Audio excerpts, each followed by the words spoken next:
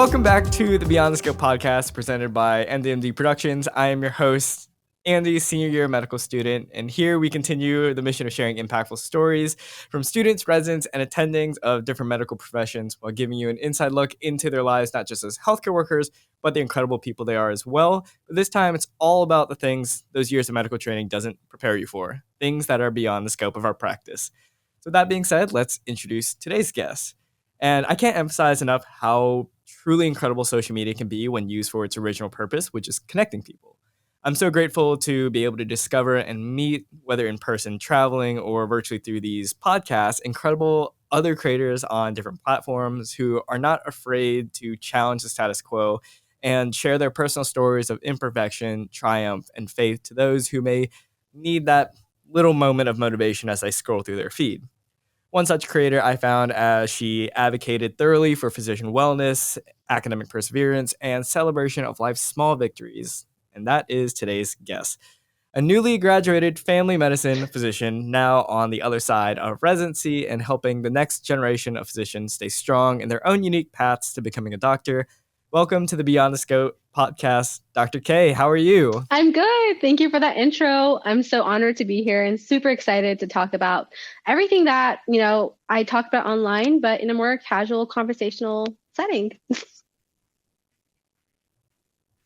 Of course, it's always great because you specialize in more of the short clips and posts. So being able to sit down and have an extended conversation about some of the topics that, of course, mean a lot to you and as well as a lot of people, including me, it's just an incredible opportunity. And I'm gonna talk and pretend like I didn't have to do that intro twice.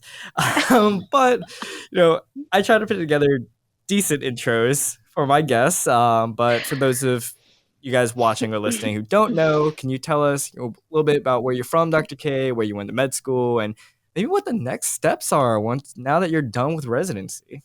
Yeah, of course. So I am from Texas. I went to med school at UNT, so TCOM. It's a DO school in Fort Worth. And then I decided to do residency in my hometown, stayed in Texas for that. And I just finished. And, it's such a weird time because I think in medicine, we're chasing this goal. And if you ask any pre-med, their dream spot to be in life, it would be, when I'm finished residency, I'm finally a doctor, attending doctor, and I'm practicing. But I'm in this weird transition where I'm going through this crisis of figuring myself out again. So long story short, I am currently in a period of taking time off before my first attending job, but I'm also taking this time to explore who I really am and my interests outside of medicine. So it's been really nice to kind of get to know myself again, take a step back and live life for the first time ever, it feels like. Oh, must be nice. Can't wait for that feeling. But, speaking of interests outside of medicine, can you tell us how did you first get into the social media space? I know you're primarily on Instagram, and I think you've absolutely grown and blown up on that platform, and you've been a key inspiration, like I mentioned before, to a lot of creators that I'm very close with. So I'd love to hear that story. Yeah, what's funny is I started the account when I was in medical school. I think it was my third year or so, and I was actually in a really dark place because of personal life events that I was going through, and I used the platform to really inspire myself to get back to studying, having a schedule, because I was so emotionally burnt out from personal life events. And I was down, and I think that I used social media to escape, right? As a form of escapism. I would post captions that would motivate me, but in turn, they motivated other people. And I didn't realize the power and the good that social media can do. Like you just said in your intro, the whole purpose of it, if used the right way, is to make a positive impact, to post something that could possibly brighten up someone's day. And I think as much as there's negatives to it, I found that to be a positive. And it wasn't until really a couple of years ago, so in residency, that I took it more seriously. And then I kind of started learning more about the back end of it. Why is it that people use this as creators, and how can you be a good creator on social media? So I think I'm still learning the art of it, but I think when it started, it wasn't meant to be a place where I thought I'd grow a following. And I'm just grateful that because of hopefully that I was organic and I was being myself, that I gained such a great following, and I met some awesome people, including you. Oh, thank you, thank you. And it's yeah, it's so empowering to see other people doing awesome things on their platforms. Of course, like YouTube is kind of my main squeeze, but Instagram, of course, huge respect for that platform. And so, yeah, I think everybody has this point of realizing, like, oh my gosh, wait, this is growing and having an impact greater than I Mhm. ever expected. So how has your content transformed as you started to realize like, wow, I'm really having an impact? You know, what's funny? I think even my earlier posts, I really focused on being like a low income student in medicine. And I wasn't doing that to get likes or followers or anyone's empathy or pity. And it weirdly enough really resonated with so many other people. And I realized that where, yes, there were lots of stats when I was applying to med school, that there is only a small percentage of medical students who come from like the bottom 20% of annual household incomes in America. There's a lot of people online that I connected with that were like, hey, I'm that student or I'm that pre-med student and or I'm that resident that was in that place. And so it made me realize like, hey, like there's a huge power in connecting this community online. And so I started posting more about that. And so I think my posts over the years have focused on what I think people really need, which is inspiration. So what I did was I took what I thought people were resonating with and I kind of like went with it and posted more about that. And honestly, it's led me to sometimes criticism where people think of it as like, hey, why are you playing victim? Or like, you shouldn't talk about the negatives. But it's like, no, it's a real thing. And to experience the financial hardship that comes with going into this field and letting people know that, hey, you can come from a place of like not having the same resources as someone else and be here has been such a cool feeling. And I've had people reach out and say, hey, like I'm in med school now, or hey, I'm a resident now. And I kind of related with your posts like years ago. So I kind of that's where it all started. But I think over the years, I've taken, like you mentioned earlier, like any small triumph or big triumph, and talked about that in a way that I can show people that they're more than their circumstances and more than who they may have been years ago. So it's been really nice to see content become inspiring or positive, because when I started it, it was a negative and I was really down. So I think it goes to show you can take negatives and turn them into positives. Absolutely. And it's interesting you mentioned that you get a lot of comments kind of like, oh my gosh, why are you playing the victim and yada yada. But those are your experiences. They're real. Hmm. And Yeah. I mentioned this to you, I've mentioned this to a lot of people that my channel is focused on experiences and Hmm. stories because there's no right or wrong answer. It is just simply what you experience and the Hmm. lessons that you pulled and learned from it. And so, if you're comfortable, I would love to know how your personal story has affected your drive to speak on some of these topics that are arguably pretty sensitive in medicine. Again, like lower grades, being underprivileged, things that are like taboo because Yeah. people are always just like, "Oh, stop playing the victim," or love to paint it in a picture of like, "Okay, and get Yeah. through it," without really experiencing or understanding the human aspect of it. Yeah. I think those people don't understand the experiences of these students or the experiences of these people, right? Like when I was a pre med and I was positioned, I would have loved to have met someone who came from kind of similar background to where I came from and they became a doctor. Like I think that's what representation is. It's seeing people who look like you, who can share your experiences and then be at the place where you want to be. And so it's like you said, it's so crazy that it's taboo because like if you even talk about like resident salary, people will say like, well, be quiet. In like 2 years you'll make this much, or in 10 years you'll, and it's like, yes, but it's valid to share that this is a struggle, right? And so um I think your original question was like, how do I talk about what makes me want to talk about these experiences? And I think it's because I've lived those experiences and I know how hard it was. And I know that it helps a lot to know someone who you can relate to, right? Like, I think a lot of us, when we look at inspiration, it's because someone that's speaking says something that resonates with us. And then we're like, wait, if they can do it, I can do it too. And so if my content and my presence can help even one person change their mind and keep going and makes them feel like, hey, getting a C or, having a low point in your life doesn't mean that you're always low. I'll be happy. And I think like a lot of us went into medicine to help people, right? But like if we can use something else like social media to also help people, then there's so much beauty in that. Absolutely. And again, I love you hinting on this point of like people that look like me. And it's something that I keep in mind when I'm picking people to interview for both my 73 question as well as these podcast series, where I think it's so important. And I'm about to open up a can of worms that we discussed Open it on the up. phone earlier this week.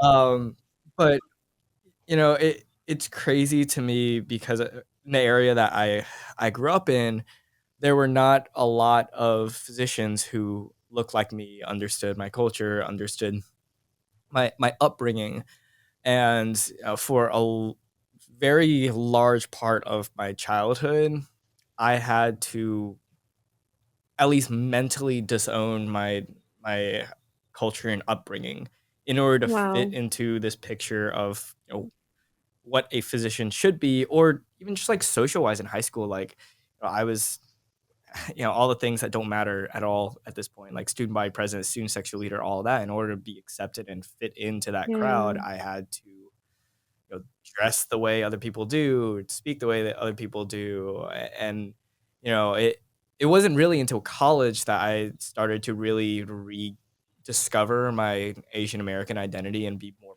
proud of it. And that's something that I haven't spoken very openly on this channel, but I take that experience into my interviews, and I think I'm sure you can really attribute some of your success to this as well, where the the best interviews I've had were from Asian American females, African immigrants, and female African Americans in OBGYN, a field that is primarily dominated by Caucasian women. And like seeing the comments of, oh my gosh, I know that I can be them because finally I'm seeing somebody that looks like me in the position that I want to be. Yeah. And that has such a powerful impact on people wanting to, in any field, but obviously in our context, medicine. And I'm sure the things you talk about, being immigrant, low income student, even in your faith background too, have you seen some of that where it's like, finally, I see somebody that looks like me in that position that I want to be in? Yeah, absolutely. And I think it it came from I think it's like cool that it's trendy now, right? To talk about that. I think we talked about this on the phone, but like being from an immigrant household, you don't just openly tell the world that you guys struggled financially, right? It's just like you don't talk about that at home within Asian communities, especially South Asian communities. That's like you don't talk about like you don't that's like dirty laundry you don't put out there, right? So I was pretty bold and I'm very blessed to have parents who are awesome that they never really like, made me feel any kind of way.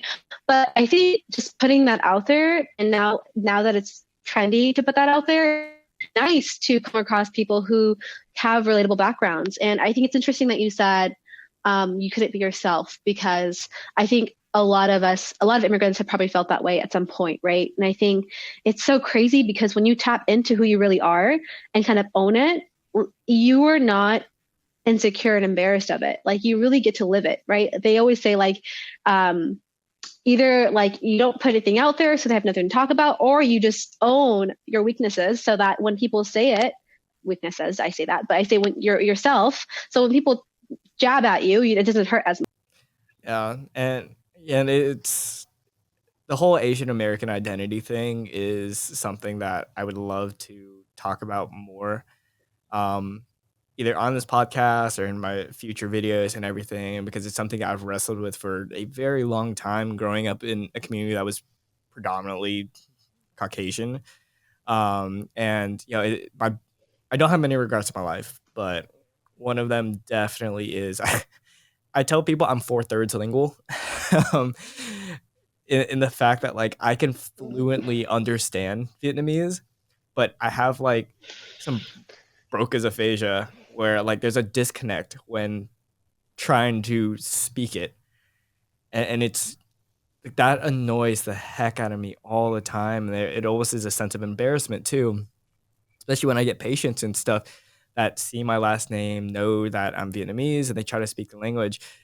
And it's like I can understand them, but it's almost embarrassing for me to admit that like I can't fluently communicate back. And it's always one of those things of if you don't use it, you lose it. And my parents tried their best to keep me up with the Vietnamese, but of course, going as soon as you go to grade school, things kind of go out the Yeah. window, and you try to like assimilate as much as possible. We start speaking more English at the house, and it to see physicians who were Vietnamese Americans who managed to connect with patients of all different cultures and environments. I think gave me a lot more hope that I could be a better physician, even with, I guess, my perceived imperfections in that regard that I'm still trying to work on and build up.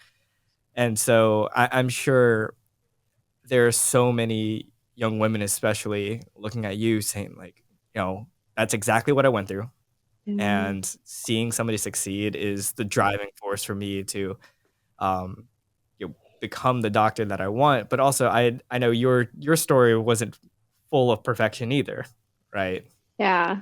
Yeah. And we talked a little bit about like how chasing like perfectionism can lead you to like just not try, right? And I always talk about it, but I think going to like a public school, being like in public school in like not the best area, right? And then being like top 1-2% of your class, and then going to college and taking free med courses, and reality hits you in the face. Like, yeah, you were top whatever percent over there, but here you're just like, you know, barely getting by. And that really hit me. And then after that, it was like the MCAT that really hit me. And this is just the academic part of it, right? But we have to understand, like, when people are pre-med or going through or wanting to become a doctor, it's more than just that. It's like what's going on at home. You know, it's like the finances around taking courses that you want to take, but you can't because they're too expensive, and you're doing extracurriculars and shadowing. And honestly, like that time in my life, like I really miss how driven I was, because it took a lot of drive, now that I think about it, to go from being in that situation, and then also on top of that, being a Pakistani female, where like a lot of our conversations are about marriage. Like once you're in your 20s, it's like, you're not married. Like, what are you doing? And then face dealing with that, but also pushing through because I knew this is what I wanted to do, right? And at the time, I was really grateful because I had a scholarship to cover my undergrad courses, my cost. But when it came to like taking courses and stuff, I worked like I was like a scribe. I worked for marketing, crazy enough, for the Princeton Review, and I also was doing shadowing on the side. And so I was like saving up for this course. And so then when you take the course, you're like, well, if I don't do well on this, I've just wasted like 300 hours of work. And so there was so much struggle during that time. I remember one time just thinking like, this is not for me, crying. And I share this story with Andy behind the scenes, but I was like at a Starbucks and I just had like a really rough day, personal life, school. I was like, you know what, maybe this is God saying like, this isn't for you. And a lot of times we get into a space where we think that like, if things are going right the first time, the second time, maybe it's a sign, right? But like, why don't we trick ourselves into saying like, maybe it's just not meant to happen right now, right? And so in that moment, I had like someone come up to me, while I was like just down, and he was, I guess, a regular at the Starbucks. And, you know, he literally put his hand on my desk and was like, you know what, if God wants this for you, nothing in the world can stop it. And that moment, I think, in my life was truly life changing. I was at my lowest.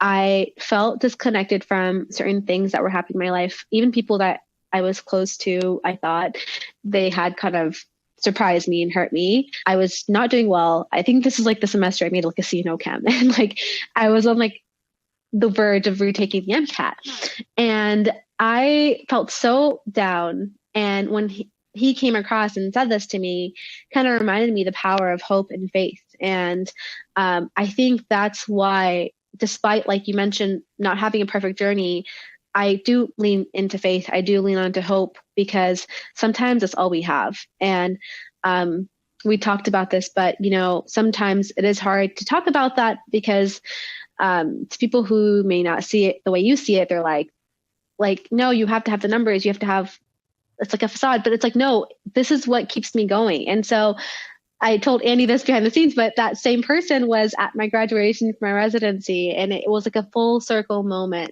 because I really do believe like he was like an angel.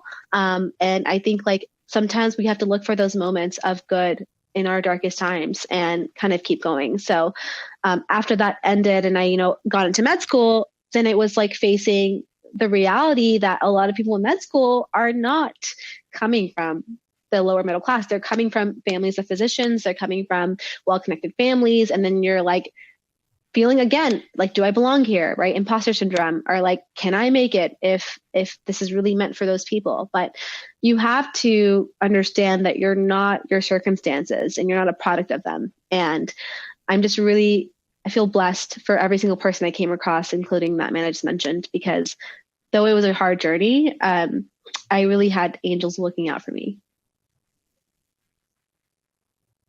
Yeah. And one, I absolutely love that story. Just, it's so cool. You you never see the impact of like these cornerstone moments until years down the road. And I mean, I would say it's mirrored in my own journey. I've told this many times on the channel, as well as to my friends, that when I got accepted into the BSMD program at my school, I actually turned it down. Um, I I was 17. Me and my childhood best friend, our life goal was to go to University of Georgia together, have the typical college experience, football games, downtown, have all the fun. I would go to med school, he would become a youth pastor, and like that was our dream. And I got a couple scholarships to UGA, and yeah, I knew I got accepted into this program, and I knew I wanted to go to med school eventually. That's the end goal.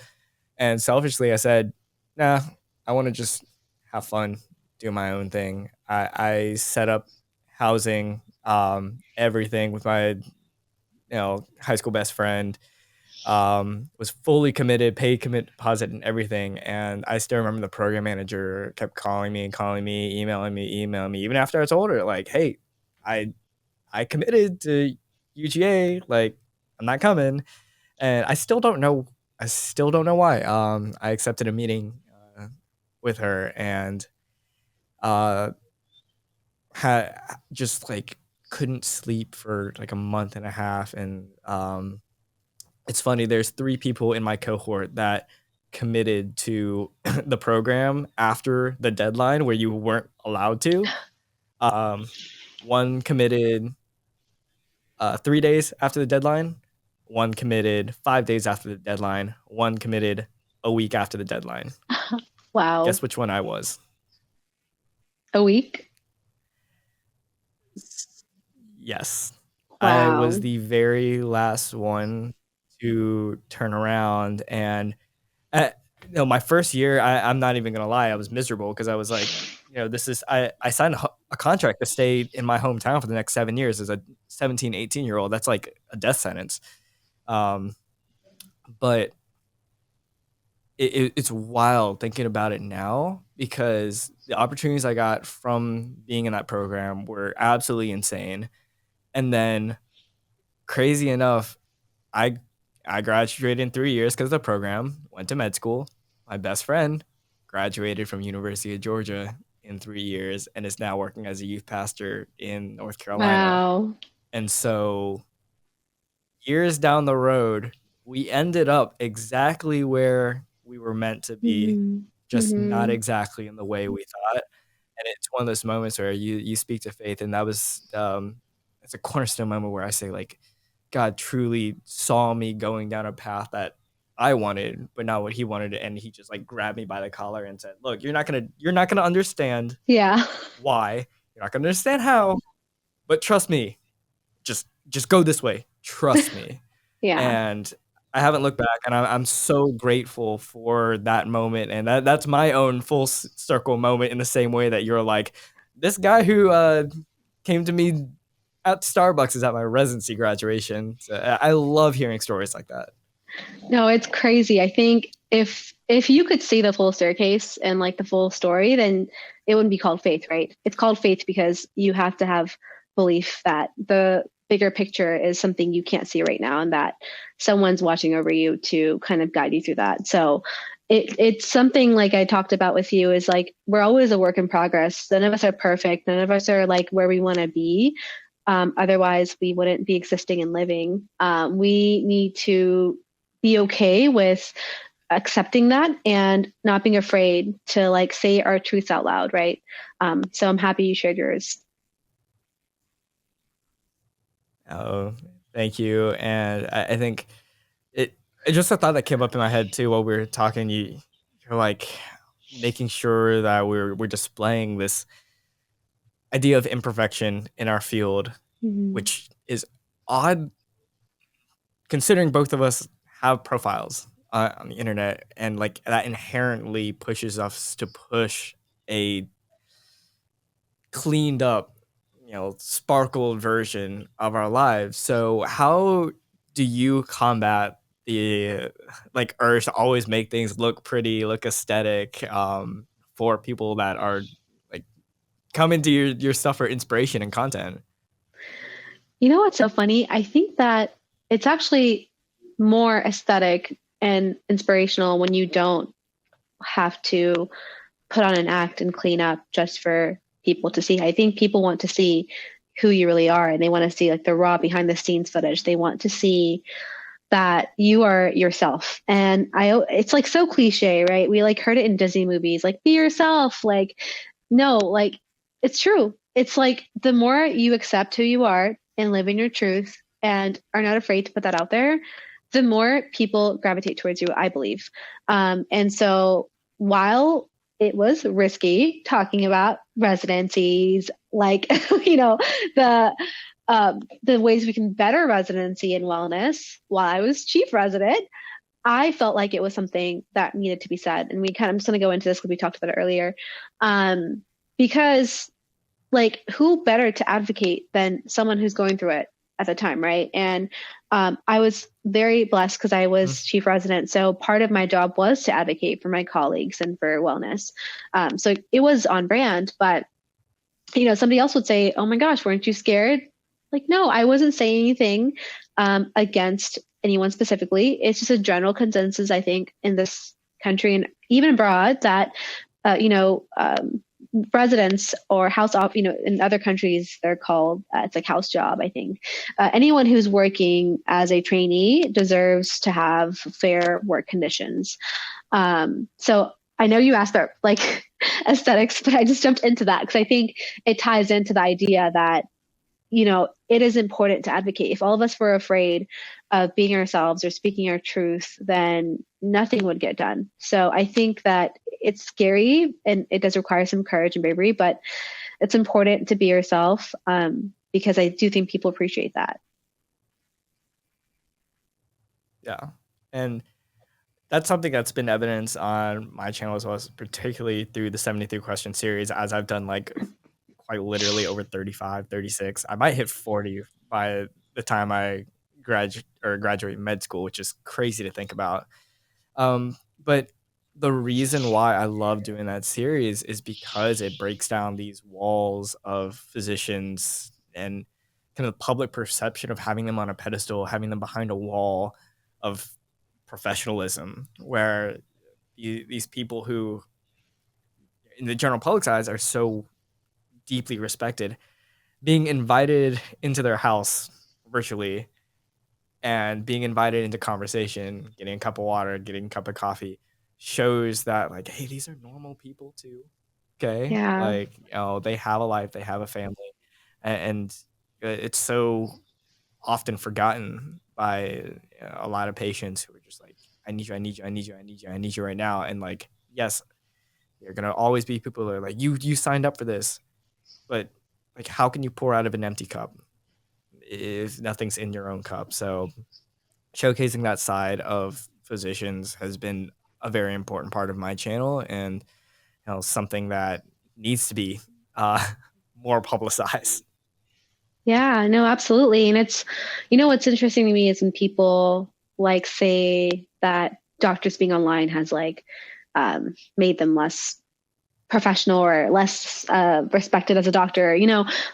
I think it's so insane that if someone is humanized and does things that other people are doing, that means that they're less credible or like don't take their job as seriously, which is not true. I think it's great that we've humanized doctors and that there is a platform now where you can literally see that your doctor is, yes, they have trained and, spent a lot of their time like learning to be competent, but that they are also, like you said, like regular people who have lives and things that they like to do outside of medicine. And I think that if anything, social media just shows that your physician is a creative person who likes to have a creative outlet, because that's how I see my platform. I don't see it as something that makes me less of a doctor. I just see it as a space that I used to create. And like we talked about, we both have hobbies that involve like photo, video, editing, all that stuff. And such a blessing to be able to do that, So I hope people see us as that and not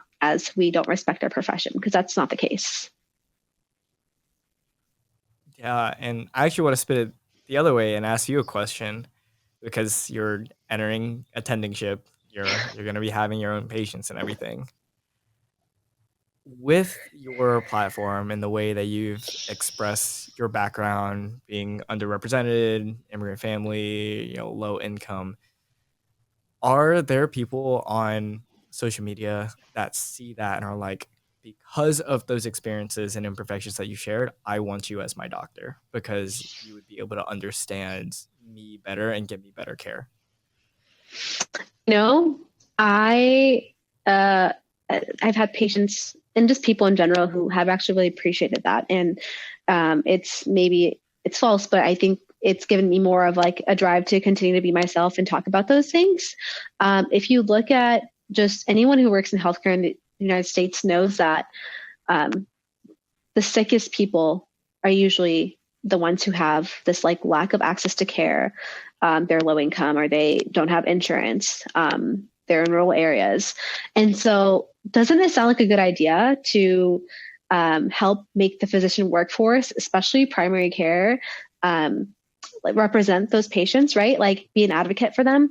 And so I always talk about this, but I'm not afraid to talk about that because I think that like it's good to advocate for yourself and in turn possibly advocate for your patients who may relate to you in some way, right?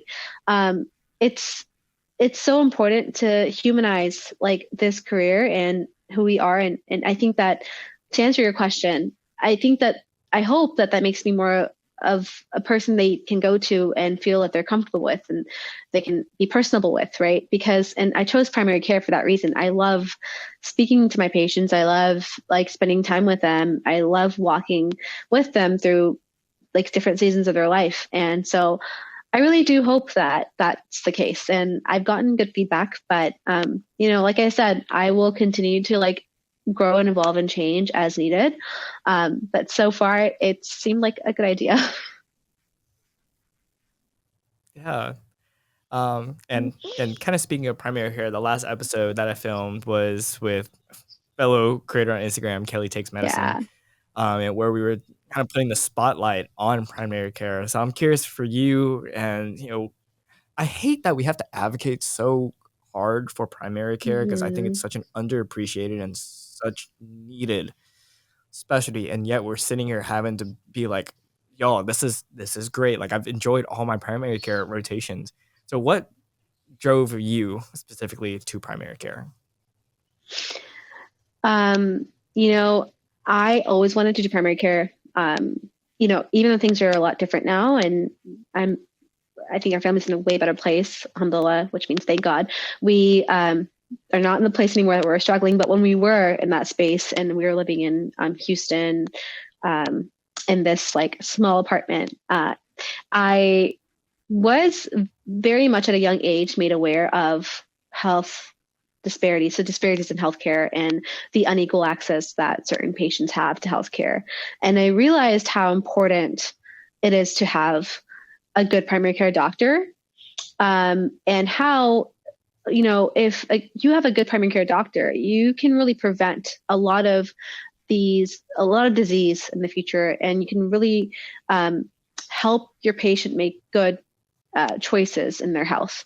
And I found myself really loving public health. And so, but I knew I wanted to be like a clinician. So I was like, how can I combine this like love for public health with medicine? And the answer was primary care. And so I was like, we joked about, I was one of those pre-meds who was really serious when they said they wanted to be in primary care and applied to a DO school. And I stuck with it. I stuck with it through medical school. It was my passion. It still is. And being able to help patients when you may be their only doctor or the only doctor they go to is like such a cool feeling. They really trust you with a lot of their care, and being good at that is an honor. And I hope I can be really good at it, because you have the power to really change people's lives, and every doctor does. But speaking of primary care, you have the chance to, prevent them from getting cancer, or at least how the proper word is reduce their risk of getting cancer, right? And you can reduce their risk of heart disease. You can help them do so many things, and really develop a relationship with them that like is not just with them, but like their whole family, and not just for some time, but for like a long period of time. And so there's so much beauty in that. And what's funny? I think we have to advocate for primary care because of the compensation. I mean, I'll ask you, Andy, like, do you think that if primary care was, this is like a number out there, if the starting salary was like $400K, do you think more people would do it? 10,000%. Yeah. 10,000%. It's so sad because. And okay. Also, I'm curious to pick your brains on this too, because we did hint on kind of having traditional, immigrant upbringing and everything. Is there this deep-rooted bias against primary care because of the compensation? Like, when you said you wanted to do family medicine, was there any conversation with your parents of like, hey, have you considered surgery? Or fine, but have you considered cardiology or gastroenterology? When you go there, you're not going to stop there, right? You're not just going to do that. Like, and it comes from a place of care. Like, I'm not throwing everyone's parents under the bus. In fact, like, my parents have been super super supportive, but there always is this deep rooted, and like specifically in Asian culture, like almost status part where they love the neurosurgery title or whatever. And so even though you can be a really good primary care doctor, were you ever like kind of pushing, going, hey, you want to consider something else? It's funny. I want to say this, like, I'm very blessed because my parents were like 100% supportive, and they were so happy and so proud of me. So I actually, they realized early that I had like this really like passion for like public health and advocating for patients and advocating for like communities that were had a lack of access. And so they were actually like, you should do primary care. And so they actually really supported me and were very proud of me, and they still are. And so it's really unfortunate because you're right. I do think there are some people who have to experience that, and it must not be easy, but I got very lucky and very blessed that I didn't have to experience that. And part of that is, I think there's the title aspect, but, my parents never were like, you have to make this much money. I mean, we're grateful for anything that we have. So that was never a thing. And as far as titles go, I think this is an anomaly. I think most Pakistani families do care about titles. So you're not wrong. It's a common thing, but again, I got lucky. And I think when we run after titles, right, and like what people will think of us, like I said, you're not living your truth. So I'm just really grateful that I get to live my truth, and now I get to advocate for family medicine and primary care. And if someone asks me, I don't shy away. I'm like, yeah, I did it. I trained in it, and I'm very proud of it, and I love it. And so I think if more of us would kind of own what we love and not do things because people, it's funny because people actually reach out to me. They're like, I really want to do fan med, but my friends are telling me, oh, but you're smarter than that. And it's funny because I got those comments too. Like, despite making like, That's the despite, despite scoring like really well on my boards and doing well in classes, people are like, oh my God, like you're so smart. You want to do primary care? And it's like, yes, like I want to be good at what I do. And Yep. it's so sad that we have this culture where, like I just said, if the starting income for a hospitalist or family medicine doctor was 400K, I bet you people would flock because the lifestyle is no call, like no weekends, holidays off. So it's like, it's not, yeah, charting sucks for every specialty. And maybe down the line, I'll say, oh my gosh, I'm burnt out. But like, I'm just saying, if the starting salary was higher, people would do it more. Right. And so, I'm happy to tell these people like, hey, do it. Don't worry about what your classmates will think of you or like what people will say because it's what you love, right? But it's so crazy that that happens. I'm always blown away. And that's the most annoying statement whenever anybody like asks you your score and it's like, you scored so high, you're too smart for that. And it's like, yes, I know I can do whatever blank like stupidly competitive specialty is. That doesn't mean I want to. And then not just Yeah, that, but like who's gonna live with that decision? The people judging you yeah. for your specialty choice, or you who's actually going to be the physician of that specialty. So it's like you make the best decision for you, the life you want to live, the people around you. Like that ultimately should be the basis of your decision, not what other people are thinking. Of course, like trust the advisement of your loved ones, but at the end of the day, you're the one living it. It's your life. Yeah, and it's so crazy. Like thinking back to med school, I'm sure you experienced it. I mean, you're in med school right now.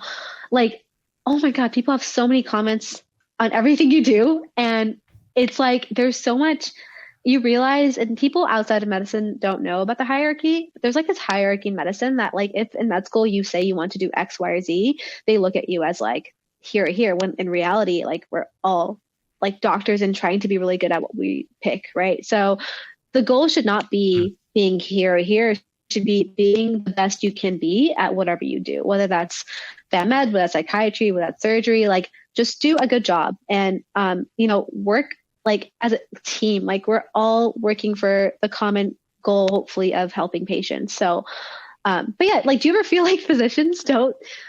I don't know. Like, can we support each other better? I don't know. And I think it starts in med school. I think it starts when you're pre med, you see it, but I think we could do a little bit of a better job. So I want to take that statement a step further, and I can probably pinpoint why physicians don't support each other as well. And of course, I don't know when this episode is going up, whether or not I will at least publicly say what I'm applying for. But I've had this somewhat of tyranny of choice situation with me where I understand all the different specialties so much because of the interviews that I've done that like it's hard for me to choose because I see the good and the bad in each one. And I think the reason why physicians don't support each other as much is because they don't have that context. They're in their own bubble. They know what they know, and they never took the time to understand what the other person is going through. Therefore, there's this like blatant lack, or there's this blatant amount of ignorance when it comes to supporting other physicians, just because like even a lot of students in med school, they get to a rotation and they go through it, and then they toss that information to the road. You know, but for me, like I was on the consult side, or when I was in the ER, I made sure to wrap up workups and everything, make sure all the labs are ordered before consulting a consult service because I was on the consult service side. And it's just like, you always hear this discourse of like, especially in the ER, consult services bickering with the ER docs going like, oh my God, the consultant wants this. And it's like when you have this understanding of both sides, you're a lot more empathetic. And even for me on like both the surgery and the anesthesia side, like I feel like I get along with everybody because I understand what each side is going through, so I don't hold it against them. And I think that is a huge basis of why physicians don't support each other very well, is that they just refuse or don't have the time to understand the story of the other side, because they're just in their world. Yeah. I do me, you do you. If you get in my way, like step out of the way, or I'm going straight through you, sort of mentality. So that's my 2 cents on it, based off of like how I have discovered different specialties. And I feel like if people just took the time to listen to each other, we would all be so much more cohesive as a group of physicians. Yeah, and I think like it goes back to humanizing each other. And I know that burnout probably contributes a lot to this kind of attitude. And so I try to, give people grace, and just assume they had a bad day, and that they're just burnt out. Because I do see how hard everyone works. Like people think that, and I haven't started like a job yet, but I am like going to be a realist about it, because I know that, like, yes, like the pay is more, and people are excited about that, but it's like it's also more responsibility, and like it's a lot of work, right? Like I think doctors do deserve like what they make, because most, I'll just speak from my experience, like I've seen really hardworking people who are in this profession. So giving people grace is really important as well. All right, Dr. K, thank you so much for your time. I got one more last question for you, since obviously you are in the business of inspiring the next generation of physicians. And of course, we've spent a good bit of time talking about primary care. So, for the future primary care doctors, what is your one word of advice? Um, One word. That's not enough. But my word, my few sentences I'll give is that um, don't let anyone deter you if this is what you really want to do. Be good at it, and don't think that you have to have a one type of practice. I think something people don't know about primary care is that there's so many different settings you can work in, from urgent care to if you have really good hospitalist training as a hospitalist, outpatient. You can do rural FM, right? So just don't give up and do it if you really want to do it, and be good at it. Whatever you do, be good at it, and don't forget the art of medicine is actually being as human as you can, and don't forget how far that can take you with your patients. Perfect. Thank you so much, Dr. K, for your time. Of course, all the links to your socials will be in the description, show notes. Where can people find you?